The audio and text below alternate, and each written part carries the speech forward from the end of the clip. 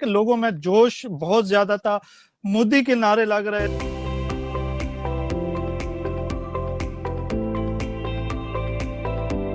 वजीर आजम जो हिंदुस्तान के मोदी जब वो स्टेज पे मोदी जी का एक फोकस है कि मैंने पूरे दुनिया की जितनी बड़ी इंडस्ट्रीज हैं उसको मैंने इंडिया में लेके आना। मोदी जी ने भारत को सबसे बड़ा तोहफा जो दिया है वो नेशनलिज्म का तोहफा है।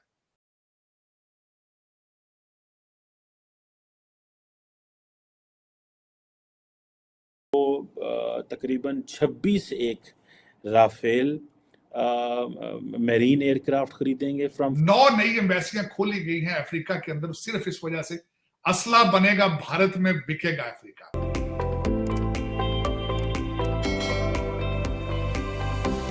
इंडिया के प्राइम मिनिस्टर नरेंद्र मोदी ने कहा कि भारत में इन्वेस्टमेंट का मतलब है इन्वेस्टमेंट फॉर अ बेटर। हम जाहिर है कि कुछ ना कुछ लोन मांगने गए होते हैं या कोई इस किस्म की बात होती है।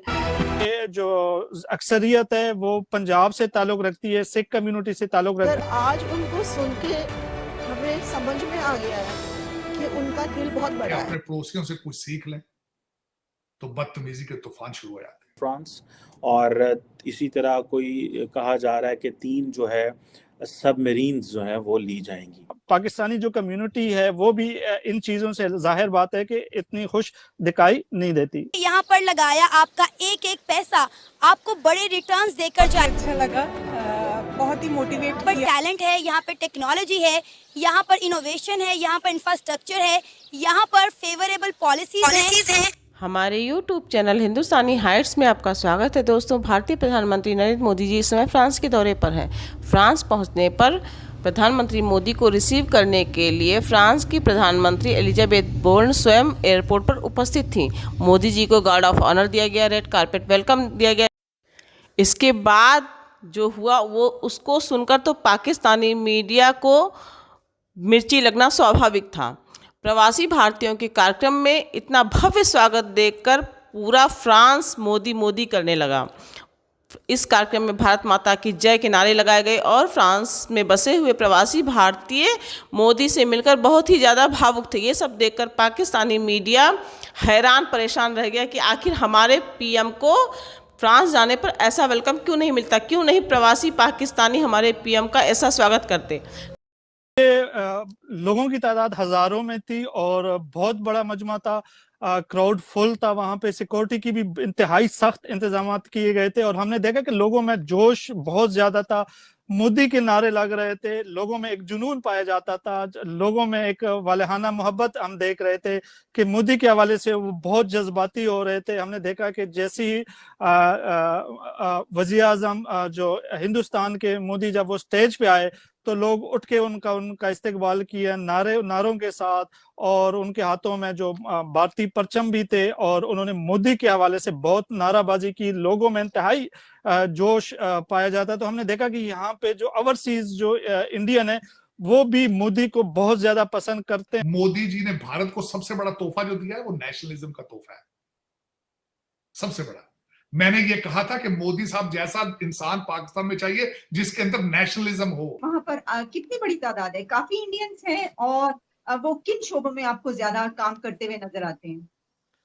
देखिए यहाँ पे अगर आप कंपेयर कर लें इंडियंस कम्युनिटी को पाकिस्तानी कम्युनिटी के साथ, तो पाकिस्तानी कम्युनिटी इंडियन कम्युनिटी से ज्यादा है। लेकिन हमारे जब इंडियंस को आप देखेंगे तो वो ज्यादातर बैंकिंग सेक्टर में है और ज्यादातर यहाँ पे स्टूडेंट हैं, आला तालीम हासिल करने के लिए आए हुए हैं, या कुछ लोग कारोबारी लोग भी हैं।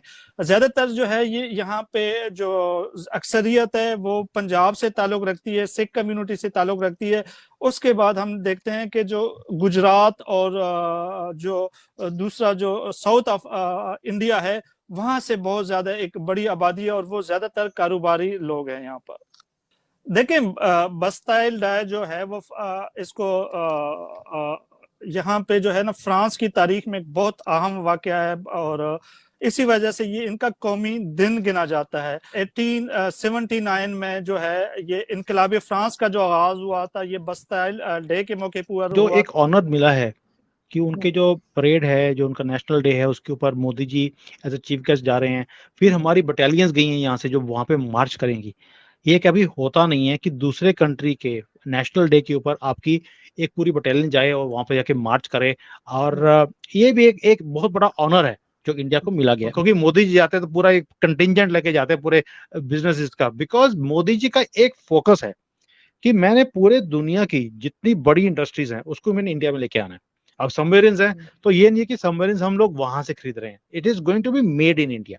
राफेल है तो राफेल की बात हो रही है अभी कि हमें नेवी के लिए भी चाहिए, पहले तो हमने एयरफोर्स के लिए ले लिया, अभी नेवी के लिए ले रहे हैं। बट उसमें भी ये कहीं ना कहीं ऐसा है कि यहाँ पर हमारे बनने शुरू हुए चीजें, हमने बाहर से नहीं खरीदनी। सो एंड ये नहीं है कि अभी से शुरू हो रहा है, पहले भी जो हमने सबमरीन ली हैं फ्रांस से वो हमने इंडिया में ही बनाई है। सो ये मोदी जी का स्टाइल है कि wherever he goes with a personal touch. और ये देखिए, मैं एज अ इंडियन जो इंडिया से बाहर रहता हूँ, जब मैं ये चीजों को देखता हूँ ना तो उससे पता लगता है कि इंडिया की वैल्यू, इंडिया की रिस्पेक्ट कितनी बढ़ रही है।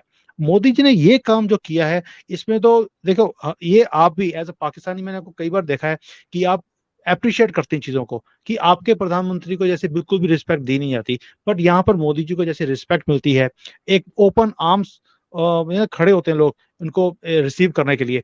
This is something which is really heartening. And sir definitely अगर आप हमारी प्राइम मिनिस्टर की या हमारी गवर्नमेंट की बात करेंगे तो डेफिनेटली फर्क इसलिए होगा कि हम जाहिर है कि कुछ ना कुछ लोन मांगने गए होते हैं या कोई इस किस्म की बात होती है।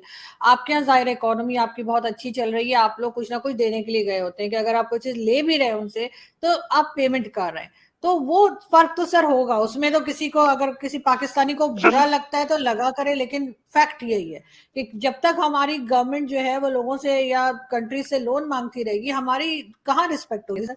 लेकिन ये कि 2075 पे जाके world second largest economy India हो जाएगी, ऐसा एक सर्वे में बताया गया है। पाकिस्तानी जो कम्युनिटी है वो भी इन चीजों से जाहिर बात है कि इतनी खुश दिखाई नहीं देती। पाकिस्तानी ऐसा भी समझते हैं कि वो बहुत ज्यादा मुरीद इल्जाम जो है वो ठहराते हैं कि जी पाकिस्तान के लोगों ने कुछ नहीं किया। वो समझते हैं कि इस वक्त इंडिया बहुत आगे जा चुका है, बहुत तरक्की कर चुका है, जबकि पाकिस्तान जो है वो बहुत पीछे रह गया है। तो इस हवाले से भी क्या आप भी ऐसी बातें या डिस्कशंस होते हुए देखते हैं और उनके ये एहसास आपको भी पता चलते हैं कि वो ऐसा सोच रहे हैं कि हम कहाँ रह गए और वो कहाँ चले गए, पहुंच गए? देखिए, किसी भी मुल्क में जो अहमियत होती है उसकी मईशत के हवाले से होती है, उसके माशी तरक्की के हवाले से होती है। और हमारी इस वक्त जो माशी सूरत हाल है वो हम सब के सामने है। वो कंपेयर करना इंडिया के साथ वो मुनासिब नहीं होगा। इंडिया इस टाइम नो डाउट एक बहुत बड़ी माशी ताकत है, एक बहुत बड़ी मंडी है।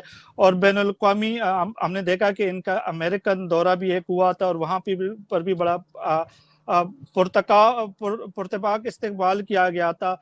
अभी हम यहाँ पर भी फ्रांस में देख रहे हैं। हालांकि अगर हम देखें तो यूरोपियन और इस टाइम इंडिया के आपस में जो नजरियाती तौर पर बहुत से मसाइल चल रहे हैं यूक्रेन के मसले के हवाले से, लेकिन फिर भी इंडिया एक इतनी बड़ी इकोनॉमी है कि यूरोपियन उसको इग्नोर नहीं कर सकते और उनके साथ एक बेहतर ताल्लुकात की ख्वाह हैं। जो चीज़ें यूक्रेन के हवाले से इंडिया जो पॉलिसी थी उससे बहुत से यूरोपियन ममालिक खुश नहीं भी है, लेकिन चूंकि ये एक बहुत बड़ी माशी कुव्वत है और तो उस वजह से इसको इग्नोर भी नहीं किया जा सकता। और यही बात सबको मालूम है कि इस टाइम इंडिया एक बहुत बड़ी मंडी है, एक बहुत बड़ी मार्केट